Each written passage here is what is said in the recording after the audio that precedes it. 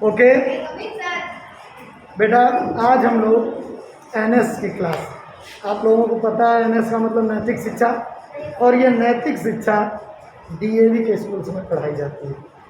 Class 6 की नैतिक शिक्षा पाठ 9 धर्मवीर हकीकत राय, इनके बारे में आज हम लोग जानेंगे समझेंगे। तो ध्यान से सुनना है इनके बारे में, क्योंकि मैं कुछ क्रॉस क्वेश्चन भी करता रहूँगा। लाहौर में हकीकत राय की समाधि है। समाधि का मतलब समझ रहे हैं? जब कोई महान व्यक्ति होते हैं, महान क्या, जय भाई किसी की भी मृत्यु हो जाती है तो उसका अंतिम संस्कार तो किया ही जाता है, ठीक है। अंतिम संस्कार करने के अलग अलग नियम हैं। किसी जैसे अलग अलग धर्मों की बात करें तो अलग अलग धर्मों में अलग अलग तरीके से उनका अंतिम संस्कार होता है। लेकिन अगर कोई व्यक्ति अपने कर्मों की वजह से, अपने कामों की वजह से लोगों के बीच में लोकप्रिय हो जाता है तो उसको हम लोग महान व्यक्ति कहने लगते हैं। क्यों? क्योंकि उस व्यक्ति ने समाज के लिए बहुत काम किया।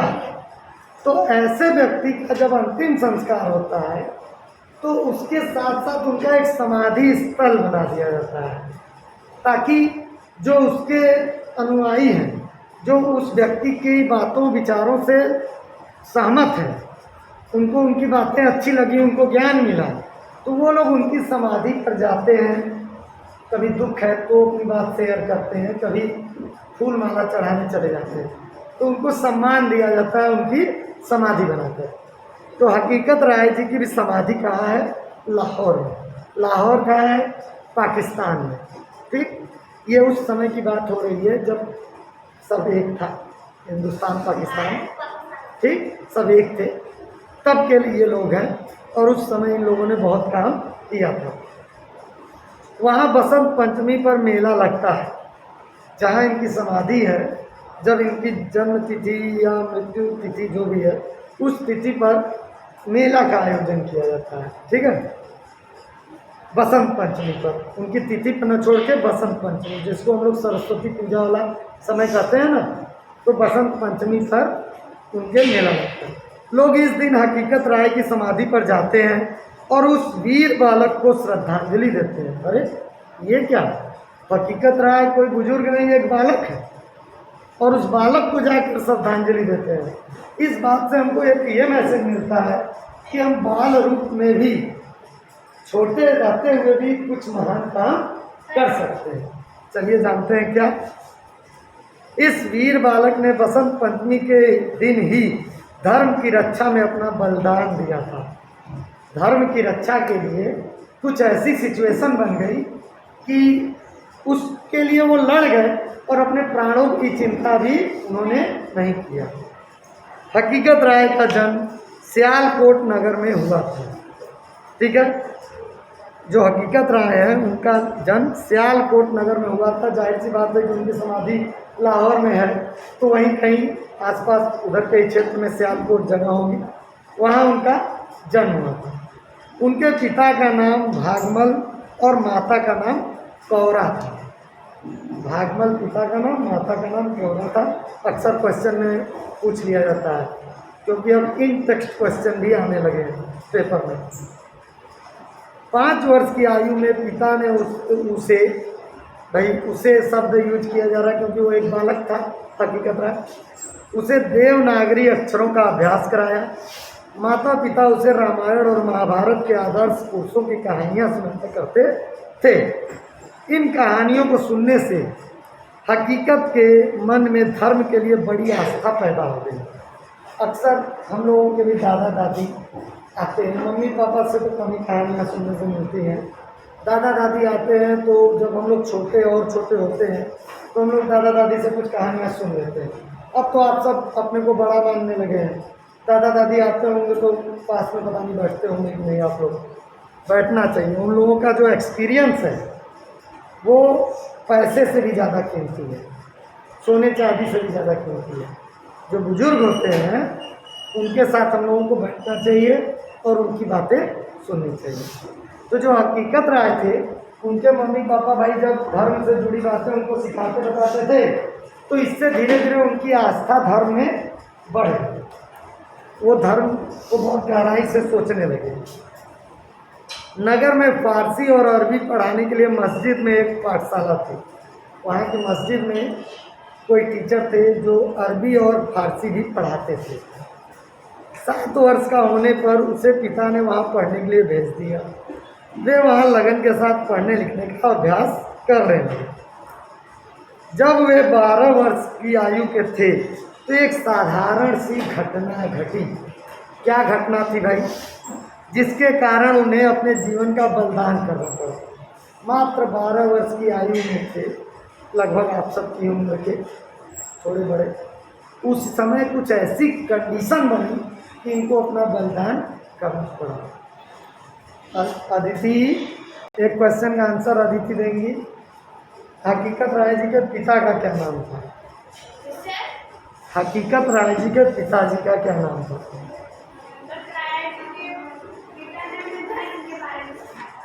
मैं उनके पिता का नाम पूछ रहा हूँ। भागमल। माता का नाम बताओ। कौरव। बहुत अच्छे। आदित्य ध्यान से सुनिए। मतलब पाठशाला के काजी कहीं गए हुए थे। स्कूल के काजी, मस्जिदों में काजी होते हैं ना, जैसे एक तरह से कह सकते हैं कि मंदिर में पुजारी होते हैं तो मस्जिद में काजी होते हैं, ठीक है। तो वो लोग पढ़ाते हैं बच्चों को और पूजा पाठ का काम भी कराते हैं। तो वो काजी कहीं गए थे, बच्चे खेलने लगे और खेलते खेलते मुसलमान बालकों का हकीकत राय के साथ किसी बात पर झगड़ा हो गया। भाई हिंदू मुस्लिम में बच्चे थे, कुछ हिंदू थे कुछ मुस्लिम थे, किसी बात पे हकीकत राय से कुछ बच्चों का झगड़ा होने लगा, बहस होने लगी। उन्होंने हकीकत राय को बहुत तंग किया, देवी माँ के लिए अपशब्द कह दिया। और चूंकि भाई ये हिंदू थे तो ये देवी देवताओं की पूजा करते थे, मम्मी पापा उनको कहानियाँ सुनाते थे, आस्था थी उनकी उन लोगों के प्रति। तो होता नहीं है कि भाई क्यों बोलेंगे, न हम आपके देवी देवता को बोलेंगे न हम अल्लाह को बोलेंगे। क्यों बोलेंगे किसी को उल्टा सीधा? क्योंकि चाहे अल्लाह हो, चाहे भगवान हो, चाहे यीशु हो, चाहे सिखों के कोई देवता, आखिर सबको सुप्रीम पावर ही न मान की पूजा की जाती है। तो वो सुप्रीम पावर सब एक ही तो होंगे। हिंदू मुस्लिम सिख ईसाई, ये बंटवारा किसने किया? हम इंसानों ने। भगवान ने थोड़ा कि तुम हिंदू हो, तुम मुस्लिम हो, तुम सिख हो, तुम ईसाई हो, कभी नहीं। ये तो जैसे अभी इसी क्लास में इतने लोग हैं, आपका कोई बेस्ट फ्रेंड कोई एक ही है, 2 लोग होंगे, सब तो नहीं होंगे। सब फ्रेंड भी हो सकते हैं मान लो, लेकिन इसके बाद भी 1-2 ऐसे लोग होंगे जिनसे आपका विचार नहीं मेल खाता होगा, ठीक। तो ऐसे ही जब एक तरह की विचारधारा वाले लोग जुड़ जाते हैं तो वो एक समाज बना देते हैं। दूसरी विचारधारा वाले लोग एक साथ मिल जाते हैं तो अलग समाज बना देते हैं। तो ऐसे ही कभी हुआ होगा जिसकी वजह से हिंदू मुस्लिम सिख ईसाई इतने तरह के धर्म बन गए। लेकिन जो सुप्रीम पावर है, ईश्वर है, अल्लाह है, यीशु है, सब लोग एक हैं, एक है। ये हमारी आपकी अज्ञानता है कि हम इनके धर्म को कुछ बोलें, वो हमारे धर्म को कुछ बोलें।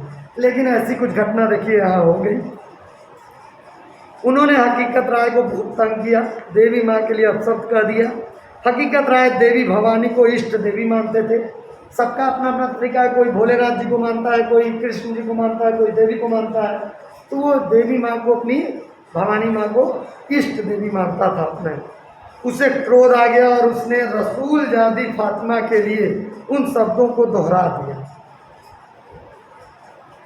रसूल जादी फातिमा के लिए उन शब्दों को दोहरा दिया।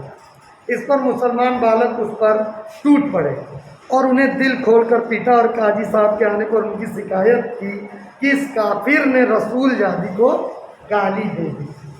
अब देखो क्या, वहाँ मुस्लिम बच्चे ज़्यादा थे, कहीं भी, कहीं हिंदू बच्चे ज़्यादा होंगे, मुस्लिम कम होंगे, कहीं मुस्लिम बच्चे ज़्यादा होंगे, हिंदू कम होंगे। तो हुआ कि भाई जिस, अब मान लो एक एग्जाम्पल वहीं का ले लेते हैं, तो मुस्लिम बच्चे ज़्यादा थे तो उनकी अल्लाह में आस्था थी। अब उनके अल्लाह को अगर कोई अपशब्द बोलेगा तो उन बच्चों को भी बुरा लगेगा और वो सारे बच्चे मिलकर जो है हकीकत राय के ऊपर हमला कर दिए, उसको पीटा बहुत। और ये सब कम थे भाई, तो ये सब कितना लड़ेंगे, मार खा गए। और जब वो आए काजी, तो काजी से भी इन्होंने शिकायत कर दी। आधी बात बताया कि इसने अल्लाह को उल्टा सीधा बोला है। उन्होंने पूरी बात बच्चों ने नहीं बताई कि पहले इस बच्चे ने उल्टा सीधा बोला था। आधी बात बताई तो काजी को भी क्या पता चला, आधी बात। काजी साहब को चाहिए तो यह था कि दोनों पक्षों की बातें सुनकर बीच बचाव करते। काजी साहब को यही करना चाहिए था बड़े होने के नाते। भाई बच्चों के झगड़े में अगर माँ बाप भी लड़ाई करने लगे, तब तो माँ बाप बच्चों से छोटे हो गए। अरे भाई आप माता पिता हैं, समझदार लोग हैं, बच्चे अगर झगड़ा कर लिए तो आप बस में बातचीत से सुलझाइए। काजी साहब भी गड़बड़ काम कर दिए। हाँ, क्या हुआ? परंतु वे इस शिकायत को सुनकर आपे से बाहर हो गए। उनको भी बुरा लग गया कि अल्लाह को कैसे क्यों कोई बोल देगा। आधी बात सुनने से वो गुस्सा हो गए। उन्होंने हकीकत राय को एक कोठरी में बंद करवा के ताला लगा दिया। पनिशमेंट जब देते थे तो एक अंधेरी कोठरी में बच्चों को बंद कर देते थे, किसी को हकीकत राय को बंद करके ताला लगा दिए। अब जब माता पिता को यह समाचार मिला तो वो लोग भाई रोने लगे कि मेरे बच्चे के साथ क्यों ऐसा किए। और सारे शहर में हलचल मच गई, हल्ला मच गया, कोलाहल मतलब शोरगुल, खबर फैल गई। हकीकत राय को सियालकोट के न्यायाधीश अदीना बेग के सामने पेश किया गया, जो वहाँ की न्यायाधीश थी। इत्तेफाक से भाई लाहौर है तो वहाँ मुस्लिम बाहुल्य लोग थे, तो वहाँ पे वो भी मुस्लिम ही थी जज साहिबा। अच्छा सॉरी, मेल थे अदीना बेग। वह सज्जन पुरुष थे, लेकिन वो समझते थे, न्यायाधीश थे भाई। न्यायाधीश का मतलब भगवान का रूप, अन्याय न करे जो। उसने झगड़े तथा गोली की सारी कहानी को सुनकर काजी से उसे माफ़ करने को कहा।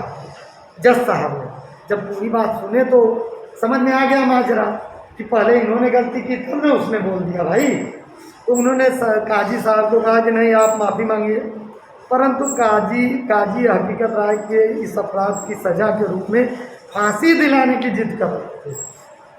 जो काजी थे, बताइए, एक अध्यापक होने के नाते इतना कठोर निर्णय उनको नहीं लेना चाहिए, लेकिन वो इतना जुड़े थे अल्लाह से कि भाई उनको बुरा लग गया और वो कहे कि नहीं, इनको फांसी मिलनी चाहिए, मैं माफ़ी नहीं मांगूंगा। वह उसे केवल एक शर्त पर माफ़ करने को तैयार था, और वह शर्त यह थी कि वह मुसलमान हो जाए। ठीक है, वो काजी बोले कि मैं एक शर्त पे माफ़ करूंगा हकीकत को कि ये मुस्लिम धर्म ज्वाइन कर ले। हकीकत धर्म बदलने के लिए तैयार नहीं हुए। मैं नहीं करूँगा। अदीना बेग इंसाफ की गद्दी पर बैठकर अपने हाथ एक बेगुनाह के खून से नहीं रखना चाहता था, इसलिए उसने यह मुकदमा लाहौर भेज दिया, बड़े कोर्ट में भेज दिया, क्योंकि गलत फैसला करना पड़ जाता उनको दबाव में, मुस्लिम समाज के दबाव में आकर उन्होंने लाहौर भेज दिया। लाहौर की जेल में हकीकत राय को उनके माता पिता तक ने जान बचाने के लिए मुसलमान हो जाने की सलाह दी, पर हकीकत धर्म छोड़ने के लिए राजी नहीं हुई, क्योंकि उनकी आस्था हिंदू धर्म में थी। उसने यही कहा कि आपने ही तो मुझे सिखलाया है कि धर्म त्यागने से मर जाना अच्छा है। भाई माता पिता समझाते थे यही चीज़ें, पता आपके मुख से यह बात शोभा नहीं देती कि मैं मुसलमान बन जाऊँ, धर्म बदल लूँ। यदि मेरी मौत बुखार से या किसी अन्य रोग से हो जाती तो क्या आप क्या कर सकते थे, बताइए। मरना है मुझे तो भाई मौत आएगी तो मैं मर ही जाऊँगा, लेकिन अगर किसी के दबाव में आकर मैं अपना धर्म बदल लूँ तो ये गलत बात होगी। आपको संतोष ही करना पड़ता। मैं वीरों की तरह मरने में अपना गौरव समझता हूँ, अतः आप मुझे ऐसा उपदेश दीजिए जिससे मेरा उत्साह और धीरज बढ़े और मैं धर्म पथ पर अटल हूँ। उन्होंने कहा कि मुझे भ्रमित मत कीजिए, आपने जो सिखलाया मैंने उसको सीखा और आत्मसात कर लिया, दिल में धारण कर लिया, और अब आप कह रहे हैं कि आपने जो सिखाया वो गलत था। नहीं पिताजी, मैं अपना धर्म नहीं बदलूंगा, इसके लिए मेरी जान भी चली जाए। जिसमें आस्था है मेरी, मैं उसमें आस्था रखूँगा। हकीकत पर मुकदमा लाहौर के नवाब के सामने पेश हुआ। अब देखते हैं कि नवाब साहब क्या किए। उसके हाथों में हथकड़ी, पाँव में बेड़ी और गले में तोक देखकर दर्शकों की आंखें आंसू से भर गई। क्या होता है पाँव में बेड़ी, हथकड़ी देखे हो ना, हाथों में हथकड़ी, पाँव में बेड़ी। अक्सर फिल्मों में हम लोग देखते हैं ऐसे सीकर लगा रहता है और इधर भी ऐसे, और यहाँ पे बड़ा भारी सा एक लकड़ी का गले में ऐसे रहता है बड़ा सा, ताकि वजन रहे इसके ऊपर, पहनने वाले को कष्ट हो। तो लोग देखे इतना 12 साल का बच्चा और उसके साथ इतना व्यवहार किया जा रहा है। यहाँ भी उसे फांसी से बचने का एकमात्र उपाय बताया गया, मुस्लिम बन जाओ। जज साहब भी यही बोल दिए। नवाब ने कहा कि तुम अपने परिवार पर दया करो, रसूल की शरण में आ जाओ। तो रसूल यानी अल्लाह, ठीक है, रसूल यानी अल्लाह, अल्लाह ही भगवान ही है, सब एक है। लेकिन मन में आस्था थी देवी देवताओं के प्रति, जो बचपन से सीखे थे, इसलिए वो नहीं बदलने को तैयार हुए। दरबार में तुम्हें ऊंचा पद दिया जाएगा। जज ने कहा तुम मुसलमान बन जाओ, तुम्हें एक अच्छी पोस्ट दी जाएगी, कहीं एक अच्छा पद दिया जाएगा तुमको। परंतु हकीकत का यही उत्तर था कि मैं किसी भी हालत में अपने धर्म को नहीं छोड़ सकता। अंतिम बार पूछे जाने पर भी हकीकत में मुख से यही शब्द निकले, नवाब साहब मैंने सोच समझ लिया है, मैं चट्टान की तरह अपने संकल्प पर दृढ़ हूँ, मुझे तलवार की धार का भय नहीं है। मैंने उस गीता का पाठ सुना है जो कायरों को वीर बना देती है। गजब की बात बता दी। जो गीता भगवान कृष्ण का उपदेश है, उस उपदेश में यही सिखाया गया है कि तुम अपना कर्म करो, फल की इच्छा मत करो। मेरी नस नस में राम और कृष्ण का खून जोर मार रहा है। मैं भीम और अर्जुन की संतान हूँ। मेरे सामने प्रहलाद और हरिश्चंद्र का जीवन है। यदि आप न्याय नहीं कर सकते तो मैं तैयार हूँ। मैं धर्म का बलिदान दे रहा हूँ। जल्लाद को हुक्म दीजिए और एक हिंदू बालक को धैर्य देखिए, हिंदू बालक का धैर्य देखिए कि मैं अपने धर्म के प्रति दृढ़ हूँ, मैं नहीं बदलूंगा। आप मुझे मौत की सजा दे दीजिए। नवाब के मुख से आज्ञा निकलने की देर थी, वीर हकीकत को सिर धड़ से अलग कर दिया गया। जैसे ही परमिशन दी गई, खेल खत्म। सब और हाहाकार मच गया। लोगों के दिल में मुसलमानी राज के खिलाफ विरोध के भाव जागने लगे। अब इससे एक लोगों के मन में, जो हिंदू समाज था, उन लोगों के मन में एक भावना आ गई कि बताइए, एकमात्र झगड़े में बोली गई बात का ये सजा। अच्छा, उस बालक ने भी, मुस्लिम बालक ने भी हिंदू के देवी देवता को गाली दिया, हिंदू बेटे ने भी अल्लाह को गाली दिया, दोनों ने समान गलती की। एक को मौत की सजा और दूसरे को माफ क्यों किया गया? तो जो हिंदू समाज था और मुस्लिम समाज के भी बहुत से लोग, उनके भी मन में एक विरोध उठ गया कि ये तो एक तरफा फैसला होगा। ऐसे तो क्या होगा कि एक समाज के लोगों को दबा दिया जाएगा। तो विरोध उठ गया, विरोध होने लगा। यानी हकीकत की राय की मौत ने एक आंदोलन का रूप ले लिया, लोग एकजुट होने लगे। इस अन्याय और बलिदान की गूंज आगरे तक पहुंच गई, आगरा तक हलचल मच गई, पूरा लाहौर से। धन्य वीर हकीकत, धन्य हो तुम, सच्चे धर्मी हो। तुमने जीवन दे दिया परंतु धर्म नहीं त्यागा। तुम्हारा बलिदान देश के बालकों को सदा आदर्श का पाठ पढ़ाता रहेगा। भाई, उसने धर्म के लिए ही तो जान दी। अगर आप और हम सुन रहे हैं, चाहे किसी भी धर्म के हम हो, इस बालक से हमने ये सीखा कि हमको अपने धर्म में आस्था बनाए रखनी चाहिए। ठीक है, किसी के दबाव में आकर हमको अपना धर्म नहीं बदलना चाहिए। धर्म के वास्ते सर्वस्व जो बलिदान करते हैं, युगों तक लोग उनके त्याग का सम्मान करते हैं। धर्म के रास्ते पर चलिए, धर्म वाला काम कीजिए, किसी के साथ अन्याय मत कीजिए और जो सही है वही कीजिए। ऐसे लोगों को लोग वर्षों तक, युगों तक याद करते हैं। भगवान राम, भगवान कृष्ण, जो भी लोग धरती पर जन्म लिए, कहीं ना कहीं उन लोगों ने ऐसा काम किया, तभी तो आज लोग उनको याद करते हैं, उनकी पूजा करते हैं। जन्म भी ठीक है, उनका मरण भी खूब है, उनका जो अपने देश और जाति की ऊंची शान करते हैं। जो लोग देश और जाति के लिए, समाज के लिए अच्छा कर्म करते हैं, अच्छी बातें करते हैं, सबको एक साथ लेके चलते हैं, ऐसे लोगों को समाज हमेशा याद करता है और उन्हें अपना आदर्श मानता है। इस पाठ का एक्सरसाइज का PDF मैं बना दूंगा, आप लोगों को अवेलेबल करा दूंगा।